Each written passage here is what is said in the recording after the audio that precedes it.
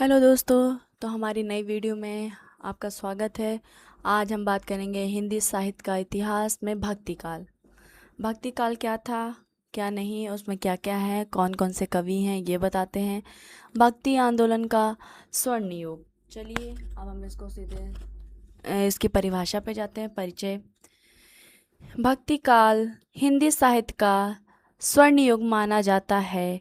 इस काल में ईश्वर की भक्ति, प्रेम, समानता, मानवता तथा लोकमंगल की भावना का व्यापक प्रचार हुआ। इस युग के कवियों ने सरल एवं जनभाषा में काव्य की रचना की, जिससे सामान्य जनता भी उनके विचारों को आसानी से समझ सके। यह हमारी डेफिनेशन थी। अब इसको हम देखते हैं। आदिकाल के बाद हिंदी साहित्य का दूसरा प्रमुख काल भक्ति काल है। इसे हिंदी साहित्य का स्वर्ण युग भी कहा जाता है, क्योंकि इस समय हिंदी साहित्य ने सबसे अधिक उन्नति की थी। आदिकाल के बाद जो था स्वर्ण युग ही कहा गया है भक्ति काल को, क्योंकि इसने सबसे ज़्यादा उन्नति की थी। इस काल के कवियों ने जाति पाति, ऊंच नीच और बाहरी अंडबारों का विरोध करते हुए प्रेम, भक्ति, मानवता का संदेश दिया है। उनकी भाषा सरल की थी। इन्होंने सारी चीज़ों को हटा के, जात पात को हटा करके भगवान की भक्ति में लीन होना ही सबसे ज़्यादा सिखाया है। समय सीमा। भक्ति काल की समय सीमा कितनी थी? तो समय सीमा 1375 ईस्वी से 1700 ईस्वी तक आचार्य रामचंद्र शुक्ल के अनुसार थी। भक्ति काल की समय सीमा आचार्य रामचंद्र शुक्ल ने 1375 ईस्वी से 1700 ईस्वी तक मानी है। इस अवधि में हिंदी साहित्य में भक्ति काव्य का सर्वाधिक विकास हुआ था। तो इसके बारे में इसमें रामचंद्र शुक्ल के अनुसार इतना समय माना गया है। इस काल में अधिकांश कवियों ने ईश्वर की भक्ति को अपने काव्य का मुख्य विषय बनाया, इसलिए इस युग का नाम भक्ति काल रखा गया था। इसका नामकरण बताया है कि इसमें क्यों रखा गया, क्यों नहीं रखा गया। विद्वानों ने इसका नाम इस स्थिति में रखा था। भक्ति काल की पृष्ठभूमि। राजनीतिक परिस्थिति, सामाजिक, धार्मिक, सांस्कृतिक। अभी इसमें वो है, इसकी पृष्ठभूमियाँ परिस्थितियों के अनुसार इसमें रखा गया था, जिसमें इसमें 4 हैं। तो अब हम देखते हैं इनको किस आधार पर रखा गया। भक्ति काल अचानक नहीं आया। इसके पीछे उस समय की राजनीतिक और सामाजिक भेदभाव, धार्मिक अनबार और सांस्कृतिक परिवर्तन जैसे कई कारण थे। मतलब इसमें बहुत सी चीज़ें जुड़ी हुई थी। ये सिर्फ भक्ति से ही रिलेटेड नहीं था, बाकी सांस्कृतिक, सामाजिक, राजनीतिक, आस्थायिक सारी चीज़ें थी। जनता को एक ऐसा मार्ग की आवश्यकता थी जो शांति, समानता और प्रेम का संदेश दे सके। इसी कारण भक्ति आंदोलन का विस्तार हुआ था। इन्हीं सारी चीज़ों की वजह से भक्ति आंदोलन को इसमें लाया गया था। भक्ति काल की प्रमुख विशेषताएं। अब जैसे कि इसमें कुछ विशेषताएं हम आपको बताते हैं। अब हम भक्ति काल की प्रमुख विशेषताओं को समझते हैं। इस काल में कवियों ने ईश्वर के प्रति सच्ची भक्ति को सबसे अधिक महत्व दिया। उन्होंने बताया कि ईश्वर तक पहुंचने के लिए केवल बाहरी पूजा पाठ ही आवश्यक नहीं है। मतलब कि केवल दिखावे के लिए पूजा पाठ आवश्यक नहीं है, अगर हमारे मन में नहीं है, बल्कि मन की पवित्रता और सच्ची श्रद्धा की आवश्यकता। यही मैंने आपको पहले भी बताया। भक्ति काल में गुरु का स्थान बहुत ऊंचा माना जाता था। इसमें जो उसके गुरु थे, जिस भी चीज़ को का ज्ञान लेने के लिए हम किसी के पास जाते हैं, उनको गुरु ही बोला जाता है। तो इसमें भक्ति काल के जो गुरु थे, उनका स्थान सबसे ही ऊपर माना गया था। संत कवियों का मानना था कि गुरु ही हमें सही मार्ग दिखाते हैं और ईश्वर तक पहुंचने में सहायता करते हैं। जैसे ईश्वर के प्रति अन्य भक्ति। इस काल के कवियों ने समाज में फैली अंधविश्वास को भी हटाया था। पाखंड, धर्म वर्म के बारे में जो भी था वो सब कुछ हटाया था इन्होंने। जाति पाति हटाया। भक्ति काल का साहित्य केवल भक्ति तक सीमित नहीं था, बल्कि इसमें मानवता, प्रेम, दया और लोक कल्याण का भी संदेश दिया। गया, इसीलिए इसे हिंदी साहित्य का स्वर्ण युग कहा जाता था। अब जैसे कि इसके पॉइंट हम देखते हैं, विशेषताएं। ईश्वर के प्रति अन्य भक्ति, गुरु का महत्व, जैसा कि आपको अभी बताया, अंडबार एवं रूढ़ियों का विरोध करना, कैसे उन्होंने रूढ़ियों के प्रति जो परंपरा पहले से चली आ रही थी उसके प्रति थोड़ा सा विरोध किया। जाति पाति का विरोध, धर्म जाति के अलावा और भी चीज़ें इसमें शामिल हुई। मानवतावाद और लोक मंगल की भावना रखना, लोगों के कल्याण के बारे में सोचना, सरल एवं जन भाषा का उपयोग। इसमें ऐसा नहीं था कि भक्ति काल जब आया तो इसमें कुछ कठिन भाषाएं भी रखी गई, नहीं, इसमें सरल और जन भाषाएं, यानी कि हमारे मन को जो अंदर से शांति प्रदान करे ऐसी चीज़ें रखी गई। समानता की भावना भी रखी गई। भक्ति काल की प्रमुख 4 धाराएं हैं। तो चलिए अब हम इनके 4 धाराओं को देखते हैं। पहला, निर्गुण भक्ति धारा। इसमें जो थी निर्गुण के अंदर जो भक्ति धाराएं आती, इसको 2 भागों में बांटा गया है, ऐसे सरल भाषा में समझते हैं, निर्गुण और सगुण। तो जो निर्गुण भक्ति में ईश्वर को निराकार अर्थात बिना किसी रूप के माना गया है। निर्गुण भक्ति शाखा में भगवान का कोई रूप नहीं माना गया है, वो निराकार है, किसी भी रूप में नहीं है। और सगुण भक्ति शाखा में ईश्वर को साकार अर्थात रूप वाले भगवान के रूप में पूजा की गई है, उनको माना गया कि वो ऐसे हैं, उनकी एक प्रतिमा स्थापित की गई है। और देखते हैं निर्गुण भक्ति शाखाएं की भी 2 शाखाएं हैं, ज्ञानाशय और प्रेमाशय, ये निर्गुण की हैं। और सगुण की जो हैं वो है राम भक्ति शाखा और कृष्ण भक्ति शाखा। तो इन दोनों की भी 2 शाखाएं हैं। निर्गुण भक्ति धारा, निर्गुण भक्ति धारा में देखते हैं ईश्वर निराकार है। निर्गुण भक्ति धारा के कवियों का मानना था कि ईश्वर का कोई रूप नहीं होता, वे हर स्थान पर विद्यमान है, इसलिए मूर्ति पूजा, बाहरी कार्य कांड और दिखावे का कोई विशेष महत्व नहीं है। मन की सच्ची श्रद्धा और आत्मज्ञान ही ईश्वर तक पहुंचने का मार्ग है। इसमें साफ बता दिया गया, देखो जैसे इसमें पॉइंट वाइज लिखा, ईश्वर निराकार है, मूर्ति पूजा का विरोध, अंडबारों का विरोध, ज्ञान एवं आत्मचिंतन पर बल देना। तो इसमें वो किसी भी आकार में नहीं मानेंगे, वो हर जगह पे ही हैं, भगवान सभी जगह पे स्थित है, जैसे कण कण में बसे हैं भगवान, वैसे उसी प्रकार है। और ज्ञानाशय शाखा में देखते हैं तो इसके प्रमुख कवि जो थे वो कबीरदास, रौदास और गुरु नानक। तो ज्ञानाशय शाखा में संत कवियों ने ज्ञान को सबसे महत्वपूर्ण माना, इसमें ज्ञान ही सब कुछ माना गया, ज्ञान से बढ़कर कुछ भी नहीं। उन्होंने समाज में फैली बुराइयों और जातिगत भेदभाव का विरोध किया तथा सभी मनुष्यों को समान बताया है। देखिए जैसे इसमें हमने कवि के नाम बताते, ज्ञान और आत्मबोध पर बल दिया, सामाजिक कुरीतियों का विरोध किया, यानी कि समाज में फैली हुई जो बुराइयां हैं उनका विरोध किया गया है। प्रेमाशय शाखा है, इसके प्रमुख कवि जो हैं जयसी, मंजन, कुतुबन। प्रेमाशय शाखा के कवियों ने प्रेम को ईश्वर प्राप्ति का सबसे सर्वश्रेष्ठ माना है, उन्होंने किसी और चीज को प्रबलता नहीं दी है, सर्वप्रथम यानी कि सर्वश्रेष्ठ जिसको माना है उन्होंने वो है सिर्फ प्रेम। प्रेम ही ऐसा मार्ग है जिससे हम भगवान को पा सकते हैं। इनके काव्य में प्रेम कथाओं के माध्यम से अत्यधिक संदेश दिया गया है, इसमें सबसे ज़्यादा ही प्रेम को ही माना गया है। अब ईश्वर तक पहुंचने का माध्यम है प्रेम, इसमें प्रेम को देखिए आपको दिया गया, ईश्वर तक पहुंचने का माध्यम प्रेम। अगर भगवान तक हमें पहुंचना है तो प्रेम से ही पहुंच सकते हैं हम लोग। प्रेमाख्यान काव्य की परंपरा ही है। अब अगले पे हम जाते हैं, सगुण भक्ति धारा।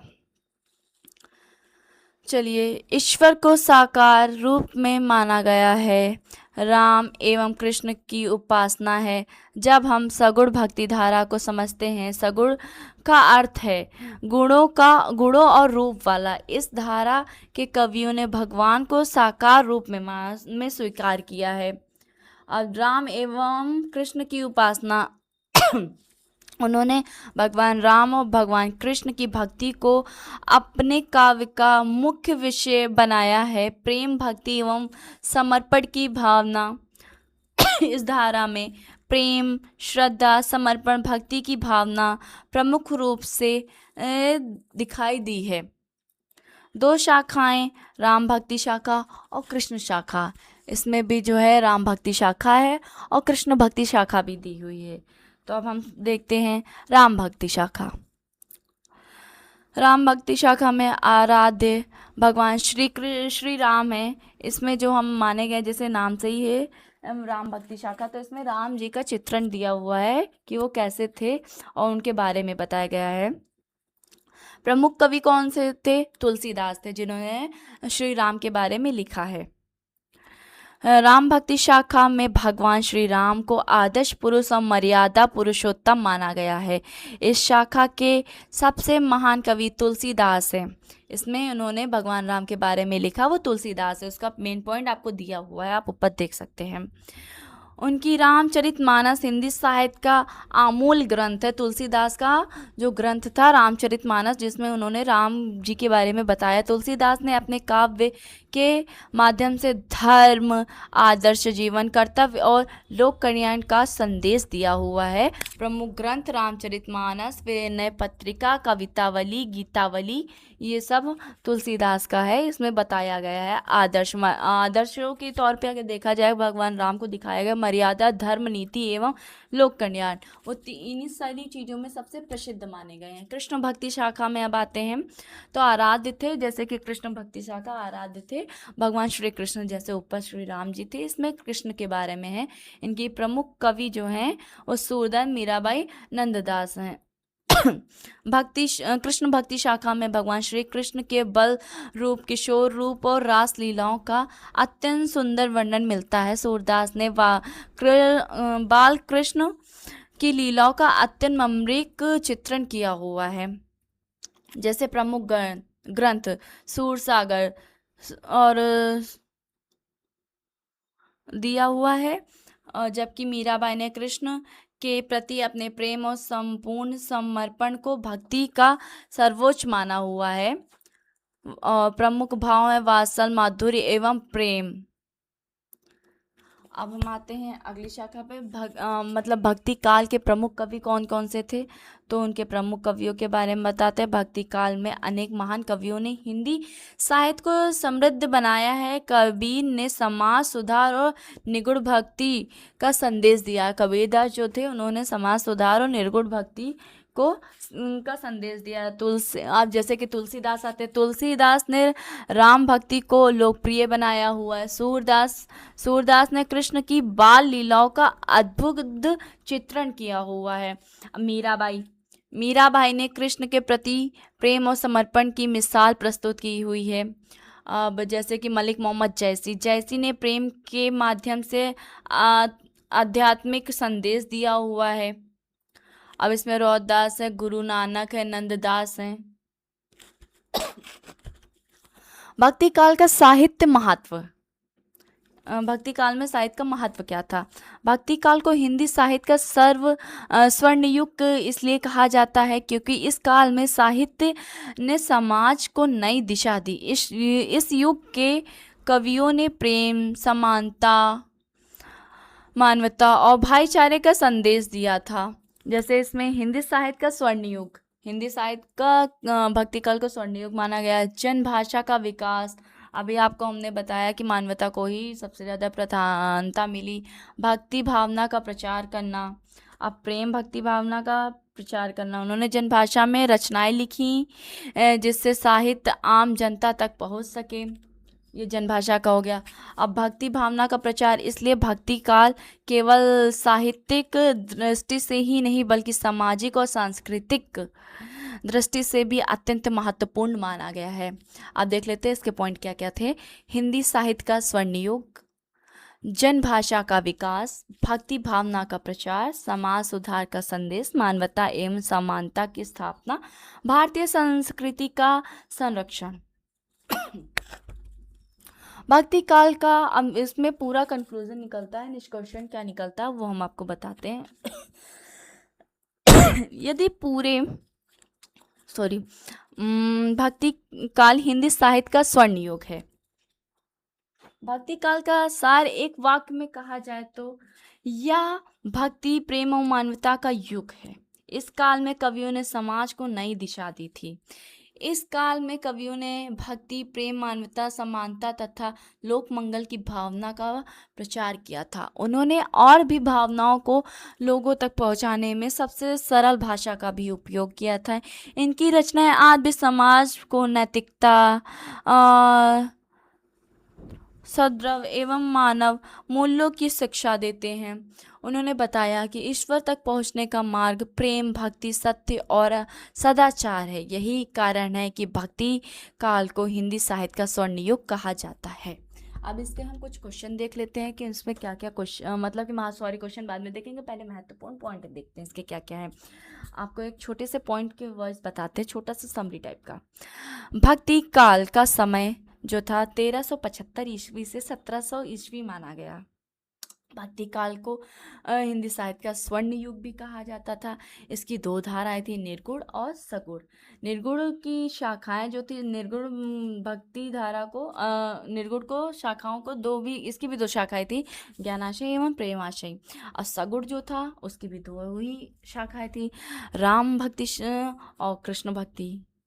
अब प्रमुख कवि कौन कौन से थे? Kabir, Tulsidas, Surdas, Mirabai, JC roads, Guru Nanak. इन तत्वों को अवश्य याद रखना चाहिए क्योंकि ये लगभग हर विश्वविद्यालय की परीक्षा में पूछे जाते हैं। इसको आप छोटे से याद कर लीजिए, आप उसको बना करके काफ़ी चीज़ें लिख सकते हैं। इसमें मेन पॉइंट लिया हुआ है। अब आपके कुछ क्वेश्चन है, जो 10 क्वेश्चन है। भक्ति काल का परिचय दीजिए। तो इसका परिचय भी आपको पूरा दिया हुआ, मैं आपको क्वेश्चन बता दे रही हूँ, आप इसमें से आंसर देख सकते हैं, आपको काम आ जाएगा। भक्ति काल को हिंदी साहित्य का स्वर्ण युग क्यों कहा जाता है? भक्ति काल की प्रमुख विशेषताओं का वर्णन कीजिए। निगुण और सगुण भक्ति में अंतर स्पष्ट कीजिए। राम भक्ति शाखा का परिचय दीजिए। कृष्ण भक्ति शाखा का वर्णन कीजिए। कबीर दास के साहित्यिक योगदान का वर्णन कीजिए। तुलसीदास के व्यक्तित्व एवं कृतित्व पर प्रकाश डालिए। सूरदास के काव्य की विशेषताएं लिखिए। भक्ति काल का हिंदी साहित्य में योगदान स्पष्ट कीजिए। तो इसी तरीके के कुछ क्वेश्चन हैं, तो अब आप इसको देख लीजिएगा। आपको वीडियो कैसा लगा ये हमें कमेंट में ज़रूर बताइएगा। ये सभी प्रश्न जो हैं BA MA तथा विभिन्न विश्वविद्यालयों की परीक्षाओं में बार बार पूछे जाते हैं, इसलिए इनकी तैयारी अवश्य करें। ये छोटी क्लासेस में भी पूछे जाते हैं। तो आप हमारे अगले वीडियो के लिए इंतज़ार कीजिएगा और प्लीज़ इसको लाइक, शेयर, सब्सक्राइब ज़रूर कीजिए। मिलते हैं हम अपने अगले वीडियो के साथ।